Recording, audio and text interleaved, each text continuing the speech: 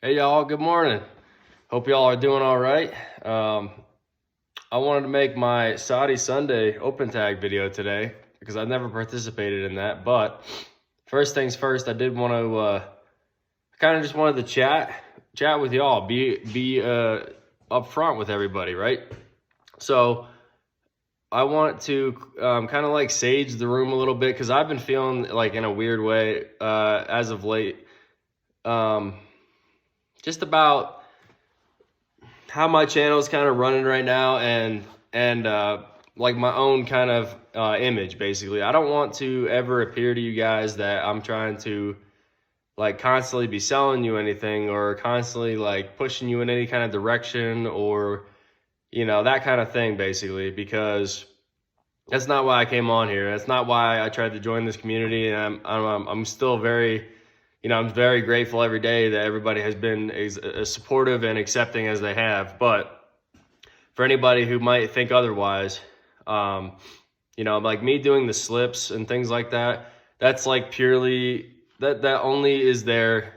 I didn't do it to profit off of it. I did it so that I can keep supporting the channel and keep creating content for you guys so that we can keep this thing rolling for a long time, hopefully. So, I just kind of wanted to give you all a little bit of a backstory and some transparency here. So, like a year or so ago, my wife and I decided to leave our home state, Pennsylvania, and travel around the country and just see what was out there, basically. So, we got married in September of 2022, and we left home, traveled around, had a good old time. Saw a lot of beautiful things in this world, this country, and we've been on the road and doing that ever since. We ended up here in Wyoming for quite a while now. It's been or it'll be a year in, I think, May, I believe, is when we came up here. So to make a long story short, though, our life is on the road. We live in a camper full time. It's a cozy camper. It's got plenty of space, and we have all the things we could ever ask for. I have a great vehicle and everything. It's reliable, so we're good there.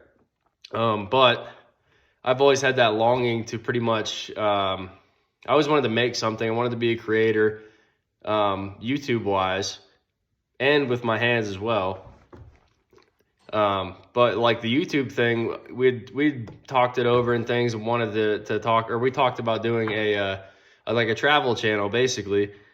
But it just wasn't, it's not that it wasn't my passion, but it's just not something that we wanted to pursue, I guess, as a couple. We didn't want ourselves to fall into, like editing constantly and just like filming everything that we were doing for fun and making it a job, you know what I mean? So we just couldn't find that outlet. And with this in particular, knives became a thing for me, somewhere along our journey pretty much. And it was just great to find something like that I was passionate about enough to like talk about it. I wanted to share about it. I wanted to have a community with it because I didn't have that, where I'm at, like traveling around. And I'm not going to drive my wife nuts either about this stuff. She doesn't care as much about, she doesn't care about knives and stuff like I do.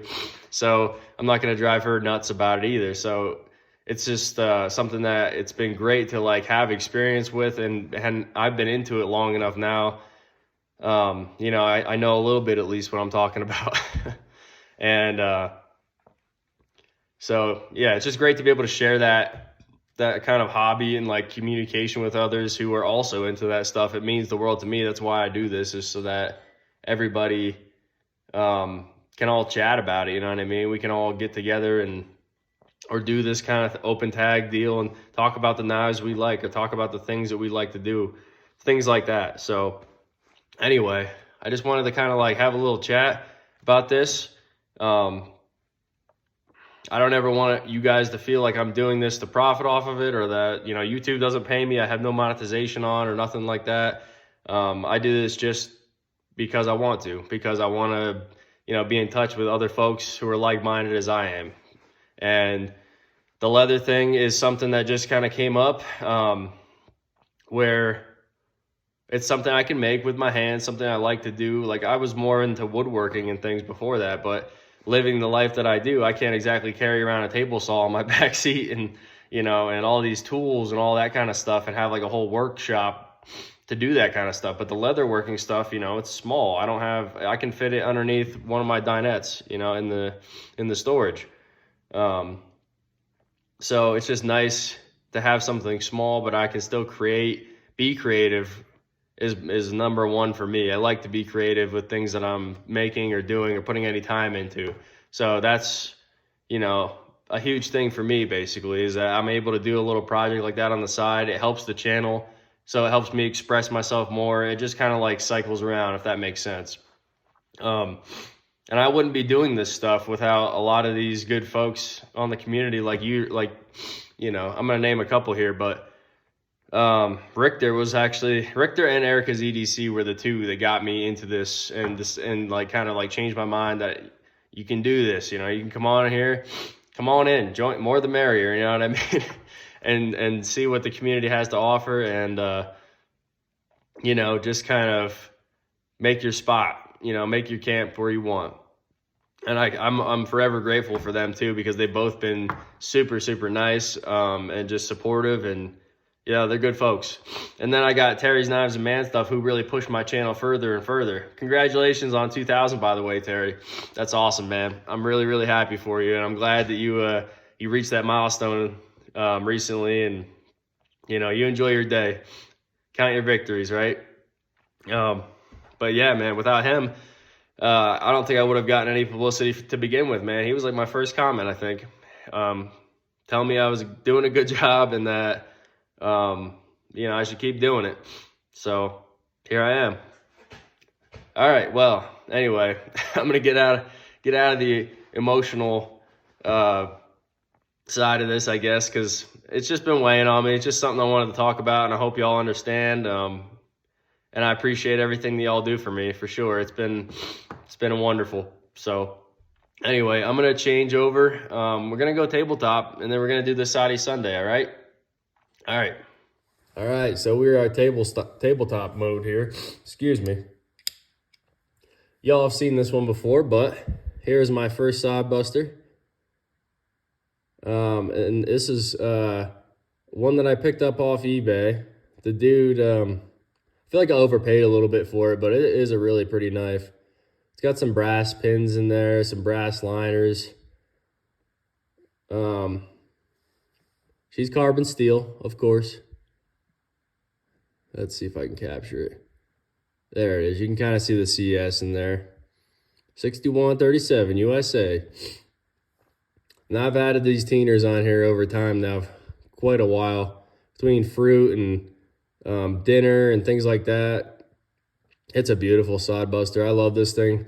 This was my first real, I guess, like slip joint that I just really fell in love with. It took me a little bit to kind of get used to it because I was such a modern folder kind of guy for a long time, but this thing just hit the spot. Love the color on the bone. It's just a beautiful, it's like a mahogany jig bone or something like that. I honestly can't remember. I'm getting a little bit carried away with my slip joints lately that I'm forgetting all my names of things. But it's only got one little fit issue or fit and finish. I'm sorry, excuse me. Right in here, there's a little bit of a gap. I think right there, yeah, you can kind of see it right there. But other than that, this thing is like freaking rock solid, ironclad. I love the snap on it. Just listen to that. Yeah. It's got some good snap there.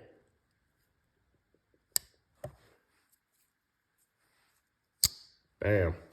So that's that little Sodbuster there. It was one of my first purchases in the slip joint world.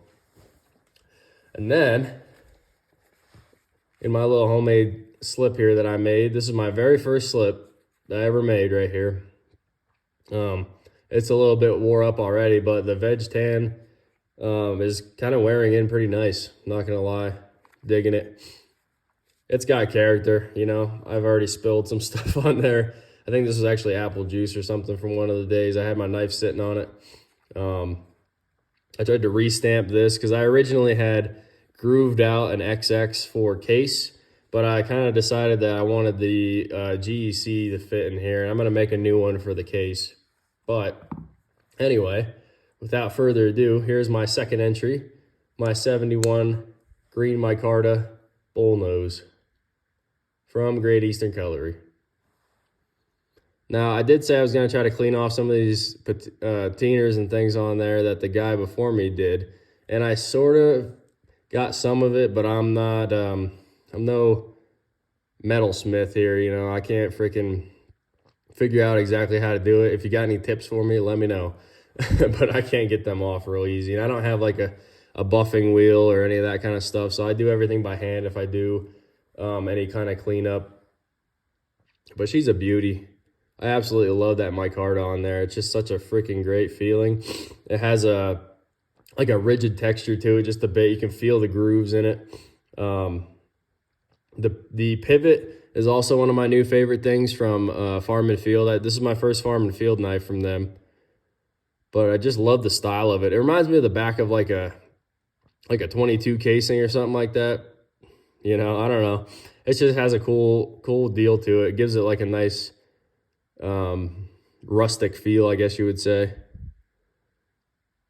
There you can kind of see the serial on there, serial number. Carbon steel, Great Eastern Cutlery. She's got the brass pins, the lanyard tube, and then I did add this lanyard on here that I made. It's okay. I think I probably could have done a little bit better on these, but I haven't tied, you know, like a ton of them up. So I'm still kind of learning how to do that. But it's kind of neat.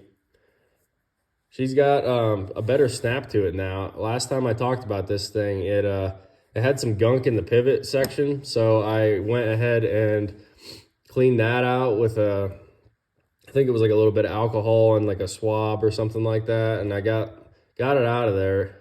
So listen to this. Yeah, it's like a bear trap now, man. That baby is tight. Fit and finish and the freaking snap. The half stop, all that. Strike right down the middle. She's beautiful. Let's listen to this open again. Yeah, way stronger pull than what it had before. Very different. It was there, but it just wasn't quite as snappy as it is now, that's for sure.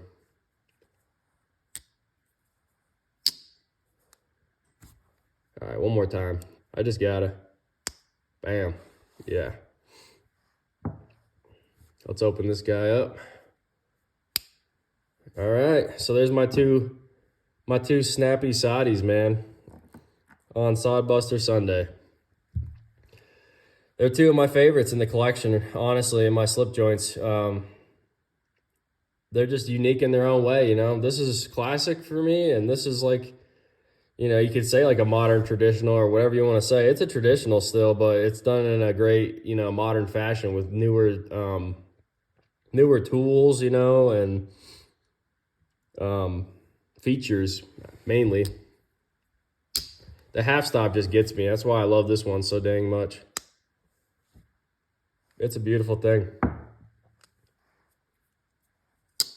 So anyway, I'm gonna let y'all go. I think this has gone on long enough.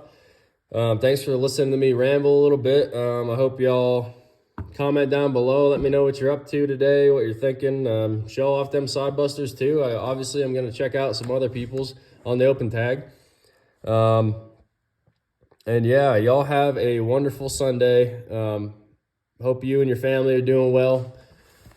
And I will talk to y'all soon. This is Doggone John signing out, man.